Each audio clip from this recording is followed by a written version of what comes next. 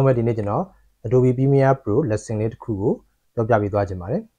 အဲ့ဒါလေးကတော့ကျွန်တော်စာတန်းထိုးတဲ့ပုံစံလေးပါပဲစာတန်းထိုးတာဘယ်လိုမျိုးလဲဆိုတော့ကိုယ့်ရဲ့ထိုးထားတဲ့စာတန်းပေါ်မှာဗီဒီယိုရုပ်တွေဘယ်လိုတင်မလဲပေါ့နော်အဲ့ဒါလေးကနားမလည်ဘူးဆိုရင်ဘယ်လိုမျိုးပုံစံမျိုးလဲဆိုတာသိရအောင်အခုဗီဒီယိုလေးကိုတစ်ချက်ကြည့်လိုက်ပါ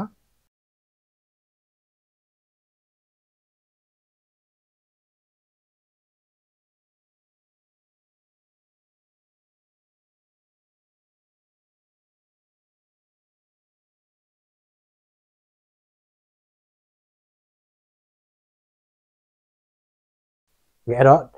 ခုပြသွားတဲ့ဗီဒီယိုလေးရလို့ပဲပေါ့နော်ကိုယ့်ရဲ့စာတန်းကိုရေးမဲ့စာတန်းပေါ်မှာဗီဒီယိုလေးကပေါ်နေတဲ့ဟာမျိုးပေါ့နော်တခြားနေရာမှာမဟုတ်ဘဲနဲ့ကိုယ့်ရဲ့စာတန်းပေါ်မှာပဲပေါ်နေတဲ့ပုံစံမျိုးလေးပေါ့နော်အဲမျိုးလေးကျွန်တော်တို့ကဘယ်လိုPremiere Proမှာလုပ်ရမလဲဆိုတာလေးကိုဒီနေ့ပြပြပေးသွားမှာဖြစ်ပါတယ်အဲဒီလိုနည်းလမ်းလေးကတော့ပေါ်ခဲ့တာတော့နှစ်တွေအများကြီးကြာခဲ့ပါပြီအဲလိုမျိုးဗီဒီယို editor တယောက်ကတော့ဒီနည်းလမ်းလေးရတယ်တည်ထားတဲ့နည်းလမ်းလေးတစ်ခုဖြစ်ပါတယ်ကိုယ့်ရဲ့ဒီဗီဒီယိုတွေမှာ view editing တွေမှာပေါ့နော်အားလုံးနမူနာတွေမှာပဲဖြစ်ဖြစ် event review တွေမှာပဲဖြစ်ဖြစ်เนาะတခြားတော့ကိုရေးချင်တဲ့စာတန်းပေါ်မှာကိုထည့်ချင်တဲ့ဗီဒီယိုလေးကိုပဲထည့်လိုက်တဲ့ပုံစံမျိုးပေါ့နော်အများသောအားဖြင့်တော့ကျွန်တော်ဗီဒီယိုပေါ်မှာပဲစာတန်းတွေကထိုးကြတယ်ဒီကကြတော့စာတန်းပေါ်မှာဗီဒီယိုတင်တဲ့သဘောမျိုးပေါ့နော်အဲ့လိုမျိုးပုံစံမျိုးလေးကိုလိုတဲ့နေရာမှာသုံးဖို့အတွက်ကိုဒီနည်းလမ်းလေးကလည်းဗီဒီယို editing လုပ်မဲ့သူကတော့သိထားသင့်ပါတယ်โอเคအဲ့တော့အများကြီးပြောမလို့တော့ပါဘူးကျွန်တော်နဲ့တူတူအခုလိုမျိုးလုပ်တဲ့နည်းလမ်းလေးကိုသိရဖို့အတွက် Adobe Premiere Pro software တွေကိုဝင်ရောက်ပြီးတော့လေ့လာကြည့်ကြရအောင်ထိုးတဲ့စာတန်းပေါ်မှာဒီဗီဒီယိုလေးကိုပေါ်ကျင်တယ်ပေါ့နော်အဲသူအဓိကတဘာဝနဲ့ဆိုင်တဲ့ဗီဒီယိုလေးဆိုတော့စာတန်းကိုရောညူထီအောင်ကျွန်တော် nature nature ဆိုတဲ့စာတန်းလေးကိုကျွန်တော်အင်္ဂလိပ်လိုပဲထိုးကြည့်လိုက်မယ်ပေါ့နော်စာတန်းကိုကျွန်တော်လွယ်ကူကူကျွန်တော်ဒီကနေကျွန်တော် type 2လေးနဲ့ပဲထိုးလိုက်မယ်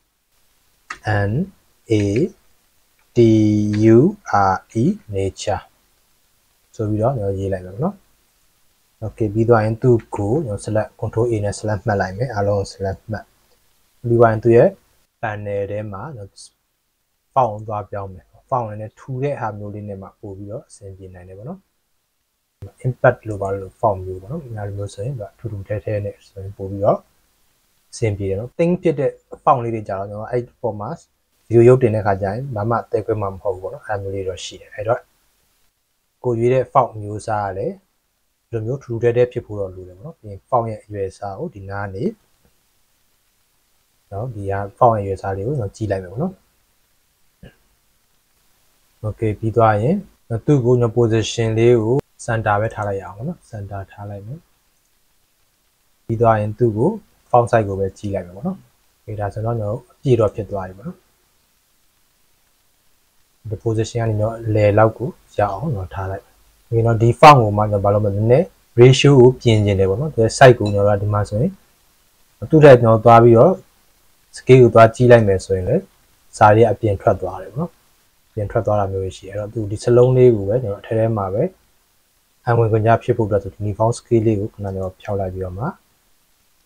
vertical scale တစ်ခုတည်းကိုပဲကျွန်တော်အဲ့လိုညှစ်လိုက်တယ်ပေါ့နော်ဒီဆိုရင် selection လေးကိုကျွန်တော်တို့တဲ့နေရာမှာ click ခောက်ပြီးတော့ဖြောက်လိုက်ပြီနော်အခုအဲ့ဒီခုမြင်နေရတဲ့ nature ဆိုတဲ့စလုံးထဲမှာပဲအောက်မှာမြင်ရတဲ့ဗီဒီယိုလေးကိုပေါ်ကျင်တယ်ပေါ့တကယ်နေရာတွေကမပေါ်ကျင်ဘူးပေါ့နော်အဲ့လိုမျိုးလုပ်မယ်ဆိုရင်အခုလောဆယ်ဒီမှာတော့styling indicator ရှိတဲ့နေရာကိုပဲသူကစပြီးတော့ touch layer လေးပြထားတယ်ဆိုတော့ styling indicator လေးကိုနည်းနည်းလေးရွှေ့လိုက်ပါစလာကြတဲ့သူကိုပေါ်အောင်ဆိုရင်ဒီ layer လေးကိုစကြတဲ့မှာလေးရှေ့ကိုတွန်းထားလိုက်မယ်ပြီးသွားရင်ကွက်တီထားကြည့်လိုက်ပေါ့နော်layer နှစ်ခုရှိပြီပေါ့နော်ဒီမှာကြည့်မယ်ဆိုရင် layer နှစ်ခုတွေ့ရပါလိမ့်မယ်ဘာနဲ့ဆိုတော့အောက်ကကျွန်တော်တို့ကဒီ movie layer ဖြစ်ပြီးတော့ပေါ်က nature ဆိုတာကတော့စာ layer ဖြစ်ပါတယ်အောက်က video layer ပေါ်ကစာ layer အဲ့တော့ video 1 မှာက video layer ရှိပြီးတော့ video 2ဆိုတဲ့ track မှာကစာ layer ရှိမယ် okay အဲ့တော့ပြင်ဘာလုပ်မလဲဆိုတော့ဒီ video 1 မှာရှိတဲ့ video layer လေးကို select မှတ်လိုက်မယ်နော်မှတ်ပြီးသွားရင်ဘာလုပ်မလဲဆိုတော့ effect ထဲမှာ video effect ထဲမှာဘာရှိမလဲဆိုတော့ keying ဆိုတာလေးရှိမယ်နော် keying ဆိုတာလေးရှိမယ်အဲ keying တွေကဟိုမှာဘာကိုသွားရှာမလဲဆိုတော့ track matic ဆိုတာလေးရှိတယ် track matic ဆိုတာလေးကိုဖိပြီးတော့မှကျွန်တော်ခုန video 1 မှာရှိတဲ့ video layer လေးတွေကိုဆွဲတင်လိုက်မယ်အဲဆိုရင်အခု video layer လေးရဲ့ effect control panel ထဲမှာ track matic key ဆိုပြီးတော့ဝင်သွားလိမ့်မယ်ပေါ့နော်okay ပြီးသွားရင်တော့ဘာလုပ်ပေးရမလဲဆိုတော့လွယ်ပါတယ် ဒီ MACD ဆိုတဲ့နေရာလေးမှာကျွန်တော်တို့ none ဖြစ်နေတယ်အဲ none လေးကိုဖွင့်ချလိုက်မယ်ဖွင့်ချပြီးတော့ကျွန်တော်ဘာလုပ်ပြရမလဲဆိုတော့ဘယ် video layer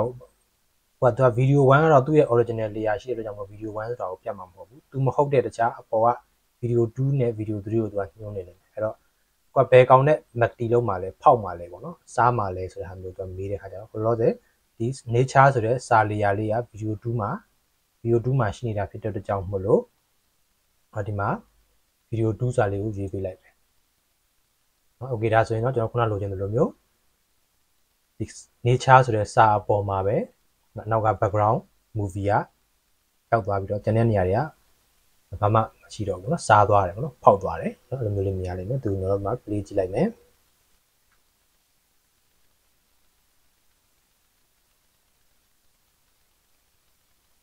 เนาะအခုလိုလေးမြင်ရမှာဖြစ်ပါတယ်အဲ့တော့ဒီစာလေးကိုကျွန်တော်တို့ကနည်းနည်းငြိမ်နေခြင်းစာလေးကိုလှုပ်နေခြင်းနဲ့ဆိုလဲရတယ်သူကျွန်တော် key frame လေးပေးလိုက်ရုံပေါ့เนาะ key frame လေးပေးမယ်ဆိုရင်တော့သူ position key frame လေးပဲပေးမလားပေါ့เนาะ position key frame လေးနားလောက်ကနေစာပြီးတော့မှစုံလေးကိုသွားလိုက်မယ်စုံလေးမှာကျွန်တော်ဒီထဲကိုရောက်လာမယ်ပေါ့เนาะဒီလိုမျိုးလေးဖြတ်သွားမယ်ပေါ့เนาะစာလေးဖြစ် okay အဲ့ဒါလေးကျွန်တော်ကြည့်လိုက်မယ်ဆိုရင်ဒါစာလေးပါလှုပ်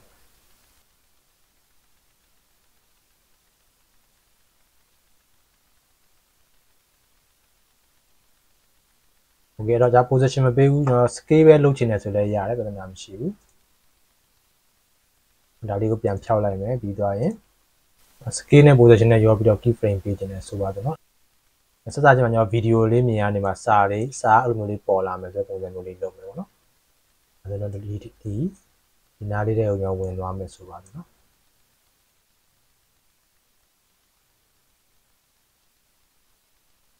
โอเคတော့အဲ့ဒါလေးမှာကျွန်တော် key frame လေးပေးလိုက်မယ်ပြီးသွားရင်ဒီနားလေးမှာဆိုကြပါစို့3စက္ကန့်လောက်အရောက်မှာစာဝင်လာမယ်ပေါ့နော်အဲ့တော့သူဘာလုပ်မလဲဆိုတော့လွယ်ကူပဲညောတော့မူလအတိုင်း reset လေးထားလိုက်ပေါ့နော် okay ဒီလိုလေးဖြစ်သွားမယ်ပေါ့နော် key frame လေးကဝင်ပြီးသားဖြစ်သွားလိမ့်မယ် position ရော scale ရော reset လေးထားလိုက်အဲဆိုဒီလိုလေးဖြစ်သွားပြီပေါ့နော်အဲ့မှာသူကရက်ခံဒီလေးမှာနည်းနည်းသူကစတော့ဝုန်းကနေဖြစ်သွားတဲ့ဟာလေးကိုမဖြစ်ချင်ဘူးဆိုရင်တော့ကျွန်တော်တို့ east လေးလုပ်လိုက်ပေါ့နော်ဒီနားလေးကို key frame လေးကို right click ကနေပါဆင့် east in ဟုတ်ပြီဒါဆိုရင်တော့ east လေးဖြစ်သွားနော်အခုလုံး east in လေးရွေးပေးလိုက်မယ်ဒါဆိုရင်ခဏလို့ရက်တာကြီးကဇက်တောက်ကြီးဝုန်းကနေဖြစ်တော့ဘယ်နဲ့တော့ညက်ကလေးရက်သွားတာမျိုးလေးပေါ့နော်ဒါကတော့ကျွန်တော်တို့ခုန Ruby After Effects မှာတော့ east in east out သဘောတရားလေးတွေကတော့ကျွန်တော်ပြောပြခဲ့ရှိပါတယ် speed credit video credit တွေပေါ့နော်ဒါ Premiere မှာဆိုတော့အခုမျိုးလေးအလွယ်တကူလုပ်လို့ရတယ်ပေါ့နော်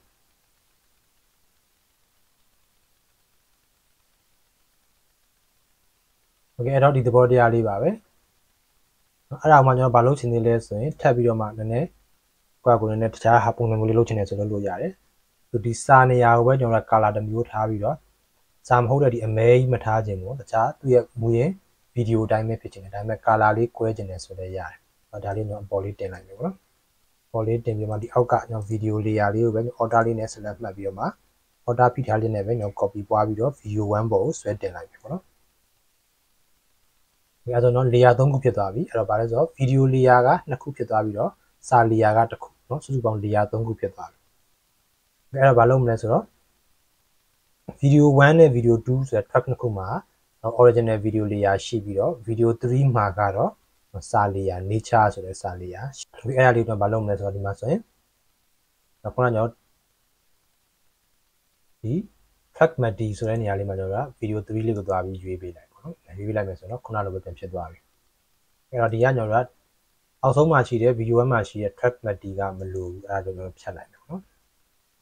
ဖြတ်လိုက်မယ်ဆိုတော့ဖြစ်သွားပြီလဲဆိုတော့သူကမပေါ်တော့ရောသွားပြီပေါ့နော်ဒါဆိုဘာကြောင့်လဲဆိုတော့သူ original video layer အတိုင်းဖြစ်သွားပြီအပေါ်ကကျွန်တော်တို့ဖောက်ထားတဲ့ဟာသူ original layer ကြီးက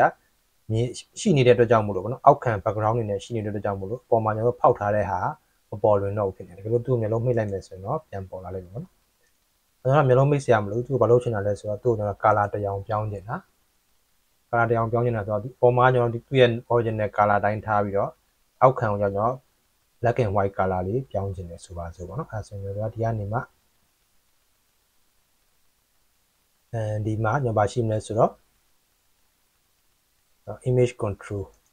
နော် black and white ဆိုတာလေးရှိတယ်အဲ့ဒီကျွန်တော်သွားပြီးတော့ဆွဲထည့်ပေးလိုက်မယ်ဒါဆိုတော့ကျွန်တော်ကျန်တာတွေက color ဖြစ်ပြီးတော့ဒီသူ့ရဲ့အနေသူ့ရဲ့အောက်ကတခြားနေရာတွေကကြတော့ black and white ဖြစ်နေတာကိုတွေ့ရပါလိမ့်မယ်ဒီတိုင်းဆိုရင်တိတ်ပြီးတော့မထင်ရှားဘူးရောနေတယ်ပေါ့နော်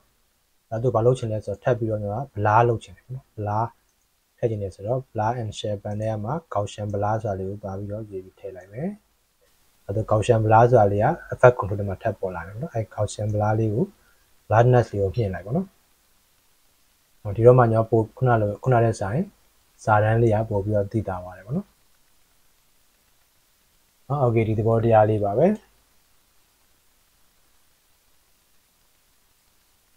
တကယ်လို့တို့ကျွန်တော်တို့ကဘယ်လိုလုပ်ချင်သေးလဲဆိုတော့ပို့ပြီးတော့သိချင်တယ်ဆိုတော့အနားလေးတွေမှာ stock ထည့်လိုက်ပေါ့နော်အခုလိုမျိုးလေးရတာလေးနဲ့တကယ်တော့သူ့ကိုကျွန်တော်ခုနလိုမျိုးထပ်ပြီးတော့ဒါ blurriness လေးကိုမြင်လိုက်တာလို့ပြောလိုက်လို့ဆိုတော့သိတာကွဲပြားတယ်အမျိုးလေးဖြစ်သွားမှာပေါ့နော်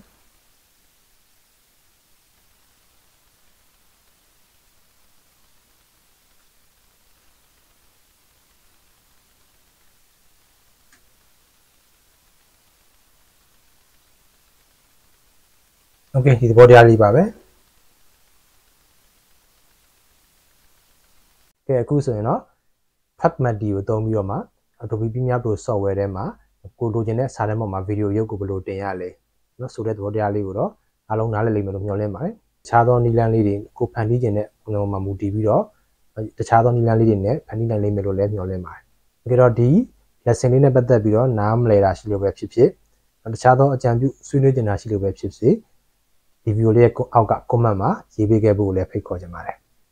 โอเคအဲ့တော့ကျွန်တော်ရဲ့ Adobe Premiere Pro lesson လေးတွေတခြားသော Adobe After Effects Cinema 4D အစရှိတယ်ပေါ့နော် filmmaking နဲ့ပတ်သက်တဲ့တည်တိုက်တာလေးတွေ knowledge လေးတွေဘုဒ္ဓတာလေးတွေကိုပုံမှန်ဒီကျွန်တော်ရဲ့ channel လေးကနေမှတင်ပေးလျက်ရှိနေပါတယ် filmmaking နဲ့ပတ်သက်ပြီးလေ့လာချင်တဲ့သူတွေကတော့ကျွန်တော်ရဲ့ Gambi Studio Myanmar YouTube channel လေးကို subscribe လုပ်ရသေးပြီဆိုရင်လုပ်ထားပေးဖို့လည်းဖိတ်ခေါ်ချင်ပါတယ်ဗျာโอเคအဲ့တော့ဒီနေ့ဗီဒီယိုကိုတော့ဒီလောက်နဲ့ပဲဆုံးသက်လိုက်ပါမယ်နောက်နေ့ဗီဒီယိုတွေကြမှာထပ်မံပြီးတော့ဆုံတွေ့ကြမယ်เนาะโอเค